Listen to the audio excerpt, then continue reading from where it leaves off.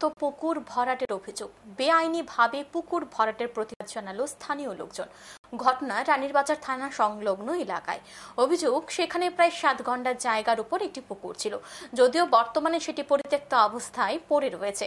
জায়গাটি যৌথ পরিবারের। অভিযোগ, সেই পরিত্যক্ত পুকুরের জায়গায় মাটি ফেলার কাজ করে যাচ্ছে জায়গার দাবিদাররা। এলাকার কথা চিন্তা করে স্থানীয় বাসিন্দা অভিজিৎ দেবনাথ অভিযোগ জানিয়েছেন। তিনি লিখিতভাবে জেলা শাসক মহকুমা কাছে অভিযোগ দায়ের করেছেন। এদিকে রানীরবাজার পুর পরিষদের উপ মুখ্য কার্যনির্বাহী আধিকারিক শ্যামল দেববর্মা কি জানিয়েছেন শুনবো একবার। এটা আমরা কমপ্লেনও জানাইছি জিরানিয়া ডিসিএম এসডিএম নগর পঞ্চায়েতে। এটা হয়েছে এটা অ্যাকশন হয়েছে না।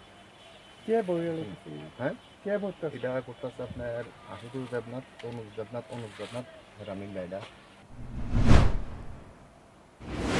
খবর পেয়েছি, আমি ইমিডিয়েটলি এটা সলভ করাতে তহসিলদারে পাঠাবো। তহসিলদার রাস্তা থেকে এসেছে, ইমিডিয়েটলি আমরা স্টপ করবো। এটা আমরা দেখবো যারা এর সাথে জড়িত তাদের বিরুদ্ধে কি ব্যবস্থা নেওয়া করা হবে। না, আইন মতো ব্যবস্থা হইব। এটা